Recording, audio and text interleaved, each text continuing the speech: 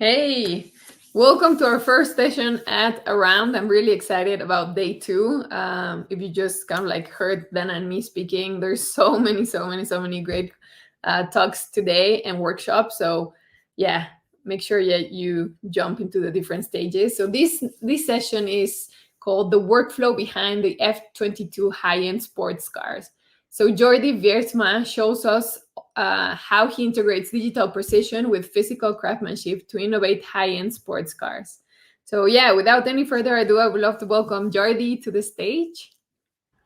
Hey Hey, Jordi, hello. Hi, Daniela. how's Hi, it going? Marie.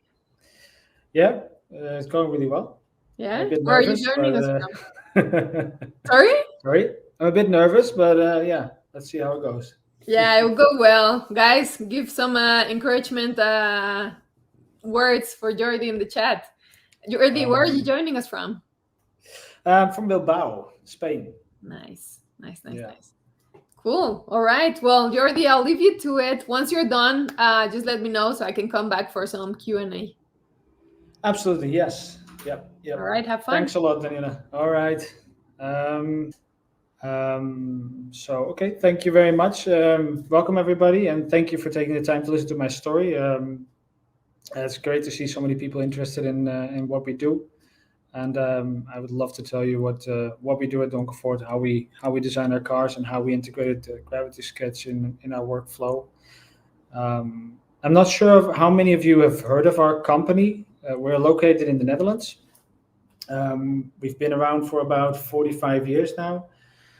We produce around 50 cars a year, all hand-built to customer specifications. So we basically tailor the whole car to the client's wishes. From interior, exterior, but also specific designs and adjustments that we do for our customers. And in this presentation, I want to give some insight into how we use VR at Donkervoort and how we use Gravity Sketch to design our cars, and especially the latest car, the F22. And I think it's interesting because we obviously we are a very small company, so we are very pragmatic. We have a very small team, so everything we do at Donkervoort, it has to have added value and it has to bring something to the table. Otherwise we don't do it. So that says a lot about Gravity Sketch, I guess. Quick overview of what I'm going to talk about. It's very briefly about myself. It's not very interesting. Then VR and Gravity Sketch. Why we made the switch to Gravity Sketch. We used to be very traditional with our design approach. And for the F22, we did a completely new approach, which you can see probably in the design as well in the result. How we incorporated that in the F22 design process and what sort of problems we came across, how we saw we needed to integrate it, and what changes we needed to do. The design reviews also changed because of the way we worked with Gravity Sketch. The result is the F22 and things we learned basically during the journey. So first a bit about myself. I'm Jordi. I'm Dutch, live in Spain, and originally I didn't. My background is mechanical engineering and industrial design. I didn't really want to study mechanical engineering. I actually wanted, as from little on, I wanted to be an artist. I wanted to paint and draw and create art. But my parents didn't see. They were afraid I wouldn't be able to make a good living out of it. So they wanted me to become an engineer. So I agreed that I would become an engineer for a short period of time and see if I like it. And if I didn't, I would go into arts. So I did that. I got my degree in mechanical engineering, and I worked as an engineer for half a year. And after half a year, I was more certain than ever that I wanted to go into arts. But I also liked sort of the mechanical engineering also showed me things that I really did enjoy about that profession. So instead of going into arts, I went into industrial design and combining the different disciplines, arts and mechanical engineering into design. And actually, the mechanical engineering background helped me a lot later on with my work at Donkervoort. This picture actually in the background is one of the first designs I made about 30 years ago, probably 25, 30 years ago. We started using 3D design and computer modeling. So this is sort of where my career started as a designer. I thought it would be funny to use that as a starting point in this presentation. When I started at Donkervoort 20 years ago, the car that we're producing at that time was the Donkervoort D8. So it was very much inspired by the Lotus Super 7. Actually, Donkervoort started in the 70s and 80s as an importer of the Lotus Super 7, and then developed their own platform, suspension, drivetrain, which eventually became the Donkervoort D8.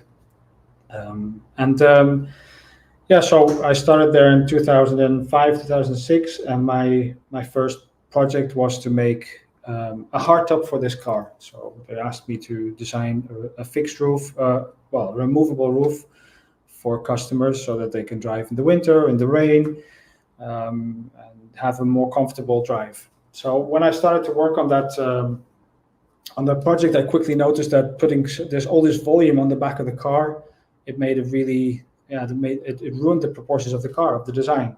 So the rear became really big and the front became very narrow, a bit like a ladybug. So quite early on we decided that instead of putting a removable hardtop on, we would make a new car, a new design, which became the Donkervoort GT. So in that process, I started as any designer at that time, hand sketches, clay models, first scale models, like the one on the left, scanning that, putting that into the 3D design software, taking that design to the workshop, making a mock-up, seeing the mock-up for the first time in reality and saying, oof, we need to make some changes, making changes on that mock-up, 3D scanning that, putting that back into my 3D model, iterating on that in my software, going back to the workshop and doing this loop, many times, especially taking into account we have to have also these conversations with engineering, with sales and marketing, with customers. So it was quite a laborious process, and these design processes, they can take up to years just to make a physical model. And this was the end result, the Donkervoort GT. We presented the car in Geneva in 2007. And at that time, that was my first car that I had ever designed. I was anticipating big results, but actually the car didn't really sell that well. The customers loved the new design direction, because obviously one thing was making a hardtop for the car, but not only did we have to make a hardtop, we had to completely design the way the car looked, and also it's the face of the company, so it was quite a big challenge. And the customers, they liked the new direction, but they didn't like the fixed roof. They wanted to have a roadster and open car. And interestingly enough, nowadays, I think the GT is probably the most popular car from Donkervoort, because they're so rare. So they're the most sought after at the moment. And learning from that process, I started working on the next models, the Donkervoort GTO, and different iterations. But we basically used the same approach: hand sketches, clay models, scale models, scanning, putting them in CAD models, making 3D models, going to the workshop with the 3D drawings, making the mock-ups, doing changes, all this iteration going back and forth. And then in 2021, I was asked to work on the F22, the new car for Donkervoort. Basically, we got a clean sheet of paper. The only thing that we would carry over from the previous model was a drivetrain, the Audi 5-cylinder, and of course some of the DNA. So that Donkervoort has the freestanding wheels, the long bonnet, the small greenhouse. So these things we had to carry over as sort of the concept, but in general we had quite a lot of freedom for the new design. So we started initially the same way as always: hand sketching, clay modeling, making mock-ups, and then something strange happened. We had a global pandemic. And at that time, I'm still located in Spain. I have my studio in Spain. We have people working from Germany. We have people working from France. We have people working from the Netherlands. And because we couldn't fly back and forth anymore or physically meet or work on mockups, it complicated our job a bit. So some of us were already using Gravity Sketch at home or for other projects. And so we decided, okay, let's see if we can integrate Gravity Sketch into the way we work, and make the whole car in VR, and that's what we did. And that's how we started the design of the F22. And initially, we approached the process like we always did. We had this sort of workflow engraved in our mindset. So we started again hand sketching, working on a full scale model, 3D scanning the model, making the interior mockups, and sort of working on these things whilst also, most of the times when we start a new project, I think with OEMs, it goes with mood boards, with custom interviews, design briefs. At Donkervoort, because we are such a small company, we're a family-owned company. We have a very small team. It's a very flat organization. We don't have a lot of layers, so it's very easy. We basically meet at the coffee table or during lunch. We say what we want, what's going wrong, what we need to improve in the car, from a performance point of view, but also from a production point of view, from sales, from the customers. I even talk to the customers myself when I'm having a coffee. In the showroom, they approach me and tell them what they like about the car, what they don't like. So we already had a lot of ideas of what we wanted to change and things we wanted to improve. And one of the things was, of course, we wanted to have a cleaner design language. I think the previous models that were a bit more cluttered, we wanted to have less parts, because obviously the production process for the previous car, because we had so many different parts, I think 100 carbon fiber parts on the car, we needed to reduce that to about 50 parts. We wanted to have improved safety, more comfort in the interior, a removable hardtop, not a fixed one. So there were a lot of things that we wanted to improve on the car. So we had actually quite a big challenge. So what we did was first make the full-scale mock-ups. I think I have, hand sketches, of course. So we did a lot of hand sketches as sort of design input in VR. We did a full-scale exterior mock-up. We did actually several of those. We 3D scanned those. We put them in Gravity Sketch. And we did the same for the interior of the car. Now, looking back, at that time we were still focused on the traditional way of doing the design process.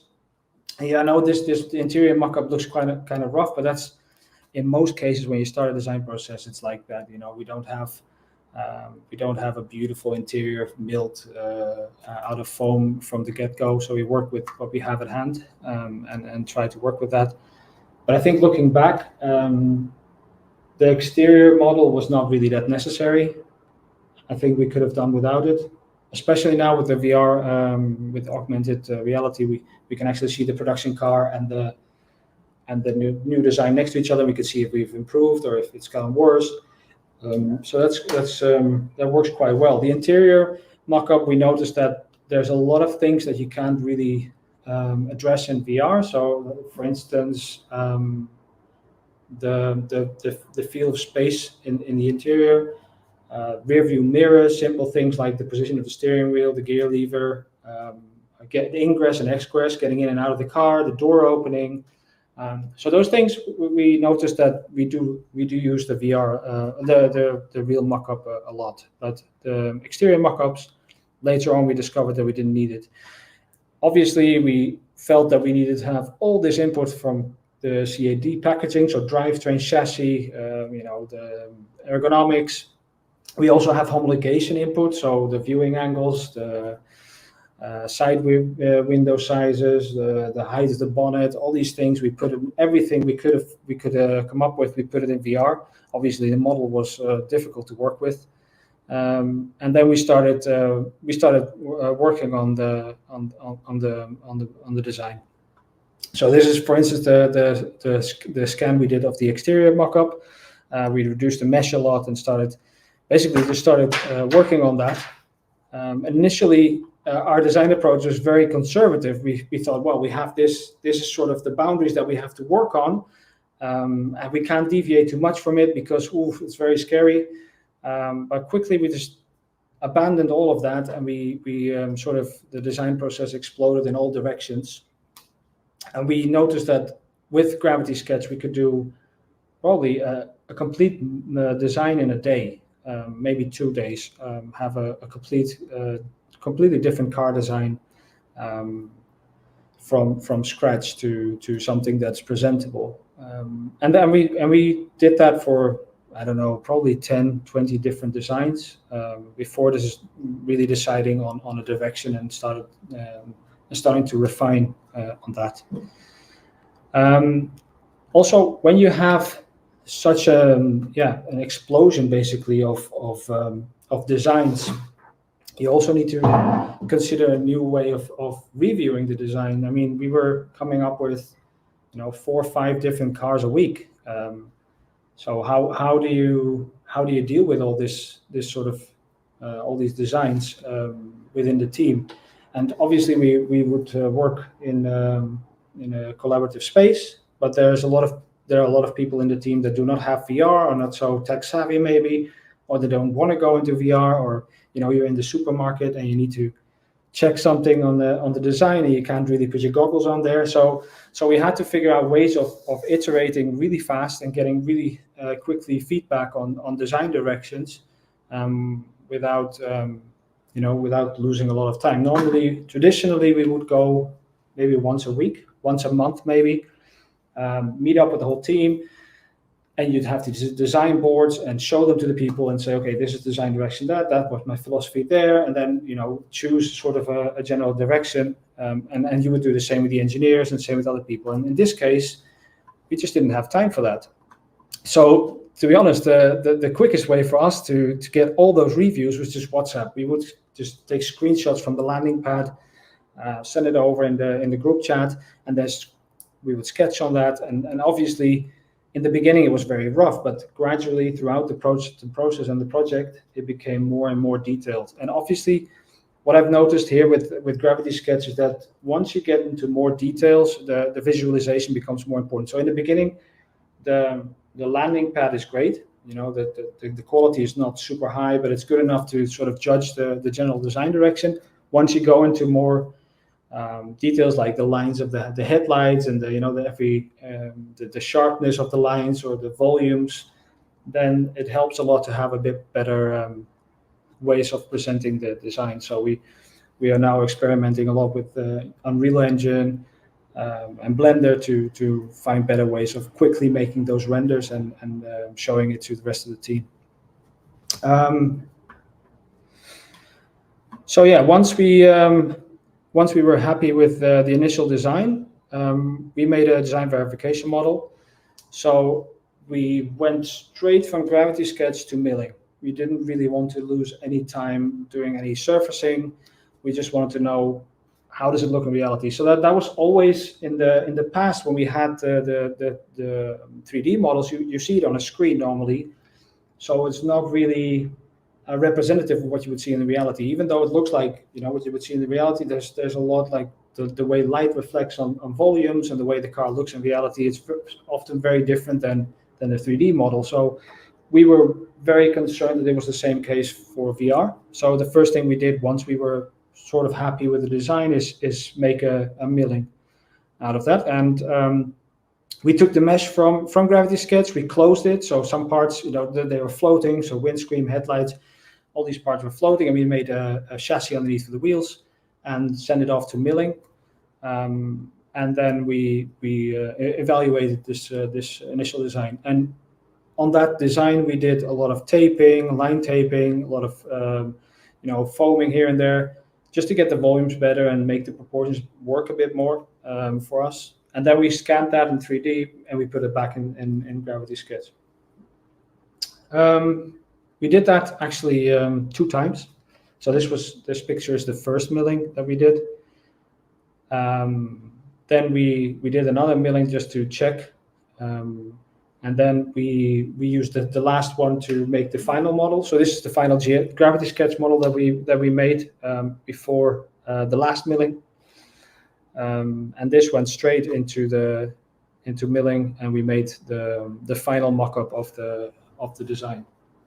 So and this car actually we used to show to our customers. So this one was on display at the factory, in a sectioned off part of the factory, and only a select number of customers was allowed to see the car. And we did the initial sales on this before sort of taking the leap into the next stage, what is normally the surfacing. So we have to do all the Class A surfacing, all the tooling design. So that's where the big investment is for a company. We already had a lot of pre-sales, and we knew that the car was actually going to sell. So we felt really comfortable about the investment. So, and this is the end result. So this is the final car. Obviously, between the previous picture and this one, there's a lot of work, making all the parts and all the engineering, but it gives you a bit of an idea of what to expect. Looking back, like I said, I think I would do one milling. Normally, you have to take into account that milling one car, the one you saw before, can go up to like 40,000 euros for one milling. And if you do 2 or 3 or 4, it's a lot of money you have to invest into a model. I would probably now do it with one milling just before signing off, so I can do the details, all the last fillets and edges and lines and just double checking. But I feel quite comfortable not doing all the millings as before. So yeah, the lessons we learned from this whole process, which was actually a really interesting journey, and amazing that we took the gamble from the beginning to lean on Gravity Sketch for the design and development of the new car, and it came out so successful. Also, we didn't have another choice. But looking back, I think we wouldn't have done the exterior milling probably. Like I said, the interior milling, the interior mock-ups, they're really great. So I will probably do that again. And especially in the sketching stage. So in the early stage, normally what I would do is do a front sketch, side sketch, top, 3/4. You do all these angles because you want to see how the design works from different angles before going into 3D. Now I notice that I go much quicker from hand sketch. So I'll make a doodle and think, oh, that might work, and then go straight to Gravity Sketch, and just work on a few lines and see how it works in 3D, and immediately get other people on board and have a discussion, and I can quickly translate that from the 3D to engineering even, and get feedback from them before diving into this whole process of making mock-ups or whatever, and investing a lot of time. So I think the ideation phase, or the concept phase has become a lot more lean, and to be honest, I sketch a lot less nowadays and do a lot more in VR with Gravity Sketch than before. If I would use it for the next, I'm using it for the next car. One of the things that we are still working on is the visualization of making this work for to show it to other stakeholders in the projects and in the process. But yeah, so yeah, that was my presentation. I hope it gave you a bit of an idea of how we do it, what we do, and hopefully it can help you. Thank you very much.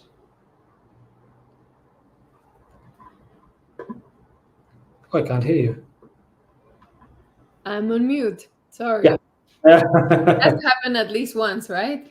It's the first time in around this year. So yeah, well, thank you so much for this. It's been such an amazing presentation to see all of your journey, not only the Gravity Sketch part, but I really love the part where you were you like, you got your first assignment at Donkervoort and you were Yeah. starting to make a roof, and then like suddenly was like, well, you know what? Let's not do a roof. I really love Yeah, it. yeah, yeah. You started strong there. Yeah. Thanks. And Thanks. so yeah, there's so much to take out of your process now with Gravity Sketch. And I think the thing that stuck Thanks. the most in my head when you were presenting was that, well, you said that we have the workflow engraved in our heads, and I think that's Yeah. for every single designer. We get taught Yep. how to like do certain things at school, and then like when we Yep. start our jobs, it's the same. Like that's the process that you should follow. It's starting to Yep. change a little bit now with all of the tools that are starting to come out, but there's so much hesitation from everyone to just kind of like erase some of the things that we have in our head. So how do you, I mean, I think for you, you were very kind of like determined to do it, but how do you work with Yep. everyone else that maybe was like had many like more years doing that process, or were just so used on doing it that we're a little bit scared of just not doing it in the same way? We were well. I had already used Gravity Sketch in the past, so I was very excited about it, and my colleague Jules at that time as well. So we were both really pro Gravity Sketch, but I could see that the older people in the team, they were not so happy. So they tried the VR and tried to, but it's difficult. I think I can understand as well. I mean, when you've been doing it a certain way for so many years, and then suddenly this completely new technology that arrives, you're sort of a bit apprehensive about it. Like, oh wow, you're sure you don't want to do another milling? So yeah, that's something we struggled with in the beginning. But I think for us as a company, we saw the success with the F22 and how we were able, because you have to take into account we did the car in 2 years, less than 2 years, so from sketch to production, and the whole design process, I think we did a couple of months before we went into design of the tooling. So if you see how short how efficient our process was, then yeah, it's a no-brainer nowadays. Everything is now in VR for us, all the projects. So yeah, it's becoming easier. Shorter, less expensive, but also like Yeah, the collaboration part, right? Like I imagine, absolutely. Yeah. yeah, the conversations that you were having in there were just, you said you were designing a car like in a day or less, right? And so, Yeah. but Yeah. then you also spoke about like now you had so many ideas, so many kind of like cars that you had Yeah. designed, and that you had to kind of like work on different ways of assessing if those ideas were good. Exactly. How Yeah. So tell us a little bit it more was. about that. Yeah. Yeah, so that was a really in the past you have a very structured way of working. So once a month you have a date, you have to like, because obviously you have only one or two designs or three if you're lucky. But now you've got 100 ideas, and like how am I need results now. I don't care if you're in the supermarket or you're on the if you're asleep. I need to know. So in the beginning we started with like one weekly a meeting, but it became just like a WhatsApp group, and just like, okay, this is what I'm working on, what do you think, okay. And of course with the designers it's easy because we have the Oculus Quest, and then we just go into VR and just point at things and pull on lines, but there's a lot of stakeholders in the process that management or the sales team or marketing that need to be kept in the loop, and they also have things that they want to share with you and talk about. So it's really great to have this sort of quick feedback from the team. Yeah. Yeah, but then how do you end up like was it just like figuring out how to do it like more real time, I guess? So that Yeah, there was just and also because the deadline on the project was so short, we had literally no time to develop and design the car. So yeah, it was the only way. Yeah. what do you think this means for your process and like for, I guess, everyone that is starting to adopt this process? Because now timelines are shorter. You were saying Yeah. like you were in the Yeah. supermarket and you had to kind of like just give Yeah. back. It sounds a little bit like, man, like this guy is now like just 24/7 having to work on this, which is amazing and probably really exciting. But now you're creating cars quicker. Does it mean that you're gonna have more cars available, or is it that maybe you're gonna have kind of like more intricate designs, like there's so Yes. many possibilities, like in different directions? Yeah, I think there's different ways. I mean, we will probably make more how would I say, more diverse portfolio of cars. But also, I think what we see with the difference between the previous model, the GTO, and the F22, you see a big leap from a design point of view. That was not entirely due to gravity sketch, but a big part was. And I think what we see towards the future is this increase in quality of design, because we just can explore so many more ideas in such a shorter amount of time. But also you can explore a lot more the details. So previously we would do a mock-up, but we wouldn't do the mock-up like into detail because there was just no time. We didn't have enough people for that. We're a small car manufacturer, so you have to have a clay modeling studio. You need a lot of people that have a lot of experience with that, and we didn't have access to that. So with Gravity Sketch, we can actually increase that level of detail, and it doesn't cost any extra. And like I said, I'm in the showroom, I'm seeing one car, I'm seeing the other car, and I'm standing in between with the new car, and I can just compare one to one how the line works and how the volumes work, how the design speaks to me, and that's really powerful. That's amazing.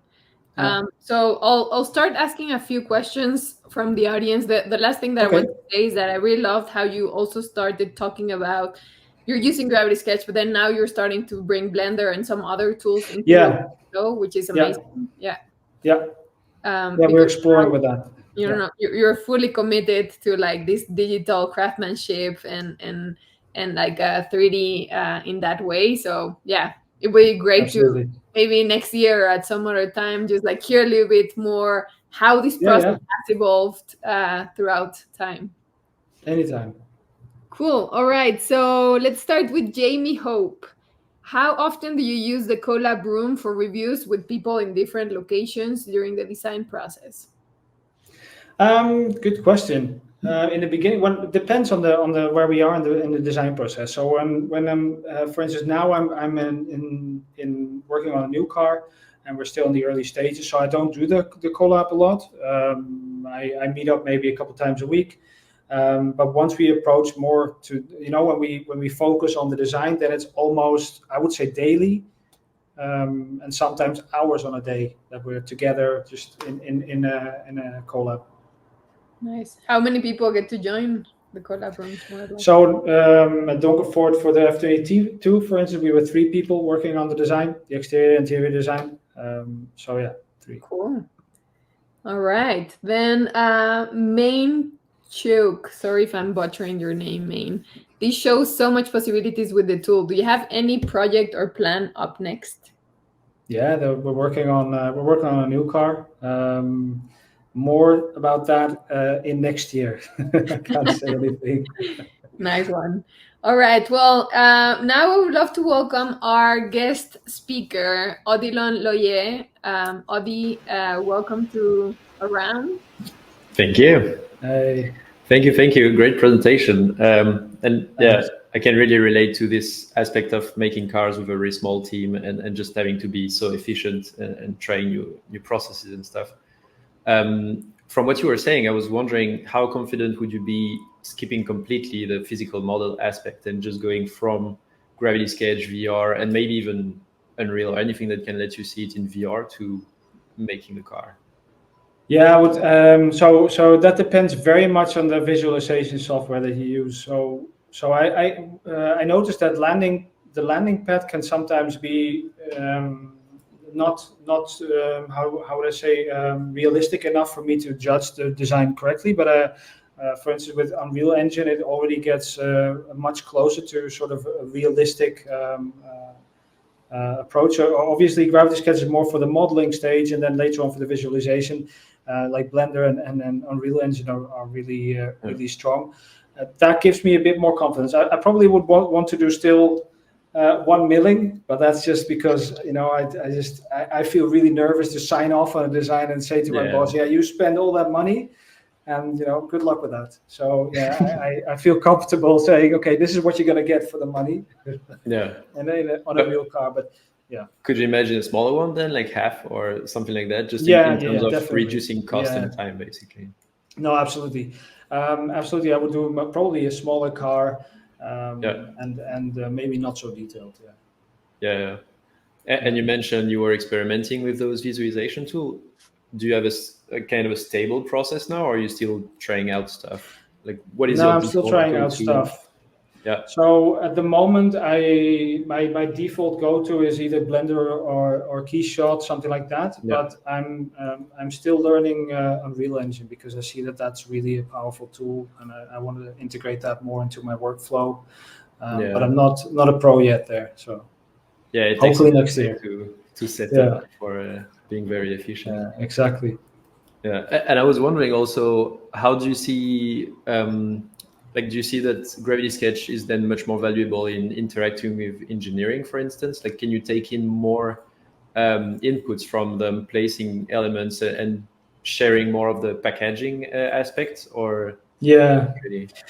Yeah, it's much more a dynamic process, where in the past we would have like the whole first stage, and then once you've been through the first stage, you give it all to engineering, and we worked in a small company, so it's like probably the next desk, but okay, I would give it to them, and then after a week they'd say, "Oof, no, it's not going to fit. You have to redesign," and you're like, "Oh, I did so much work, and we did all the models and the mockups and everything. We invested so much, so it can be quite confronting then." Now with the Gravity Sketch, we go, also in the past we used to work a lot in sub D, so we would be able to do quick initial concepts, but with Gravity Sketch it's so much easier, so much quicker. So we either, if it's the basic packaging, we incorporate that into the Gravity Sketch model, so we have we filter out the first mistakes. Yeah. And then I almost on a daily basis send my data to the engineering team, and they overlay it over the packaging. Yeah, so that they can give you feedback just very regularly. And do you feel like the interaction with legacy tools in a way, like Alias and Katia and all of those, do you feel like it's okay, or it's just a pain to do the data transfer? No, that works fine. We did so we went straight from Gravity Sketch to Alias for the F22, and we did all the body work in Alias. And that was actually quite easy, because normally you would scan a milling or a clay model, and this was the same level of quality that we would normally see. So for us, that was perfect. Nice. Yeah. Did you then use it even back, like sending the Alias model back into a Gravity Sketch so that you could see it and True. That's something I'm doing now. So I have the Gravity Sketch model. I take it to the Alias. I model on it in Alias, but you always deviate from in the initial stage. I take that, I put it back into Gravity Sketch just to see how the headlights work and the details, and so I go a lot more back and forth between the packages. Yeah. That's really cool. So nice. Funny. I didn't think of that, but that's actually I do that. I just feel like it's in the car design process. You still have, like, we still have to rely on some legacy tools, and it's really hard to get away from those, like Alias. You cannot skip that step, and so it's interesting to see how we can make it easier to switch between each other, so that we can really streamline the workflow, and that the benefits you have somewhere are not lost because you anyway need to spend a year modeling everything and A-classing everything. So that's still a pain. So going to A-class is still that's still that's a tough one. Every time. But no, I noticed that with Gravity Sketch, the whole A-class modeling has become a lot easier, because normally what I would do is I would do Alias models and do sort of design iterations, the tweaking in Alias. And nowadays I do it more in GS. And then less the class A servicing is more just grunt work, just getting those surfaces clean and ready for production, and not so much playing around in it anymore. Yeah. Do you feel like you miss a bit of the very theoretical interaction of patches and stuff in that sense? Like, do you feel like sub-D is sometimes a bit too friendly, or it's fine? So with sub-D in car modeling, it can be you have so much freedom that sometimes some of the purists, the alias purists, they want to have like these mono spans all over. The body has to be like clear. And true, I like that a lot as well. So, and with sub-D and gravity sketch, it becomes a bit more organic. But as long as you are conscious of that, then it's not a big, it's okay. Yeah. So in that sense, I feel like having alias experience helps a lot, because then you get a better understanding of the theory behind it. Like, I'm placing this, that's how I would do it in alias, so now I'm just building a fillet between the two. Yes, you're absolutely right. That does help a lot. Yeah. Having this knowledge of how you would actually make the parts. And especially we have our own production at Donkervoort as well of bodywork. So we do all the carbon fiber work in-house, and we even have our own proprietary technologies. So knowing that, you already sort of design with that in the back of your mind, like, okay, I can actually make this, and we can probably produce that in-house. So that helps a lot. Nice. Yeah. Cool. All right. Well, we have one more question before we jump out. So it's from Maine again. Do you have experience? Do you have experience with AR? What's the best way to use that?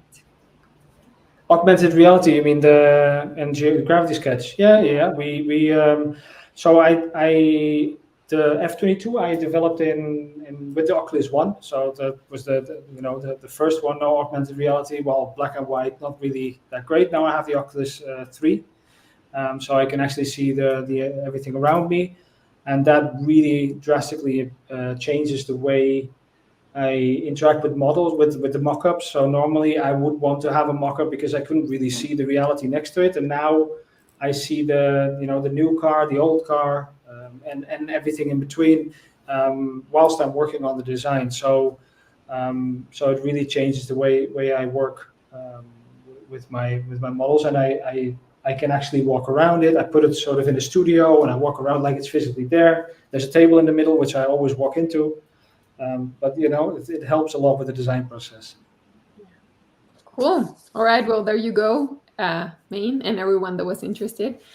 Thank you so much, Jordi, and thank you so much, Audi, for joining us today. It was like truly a super inspiring talk.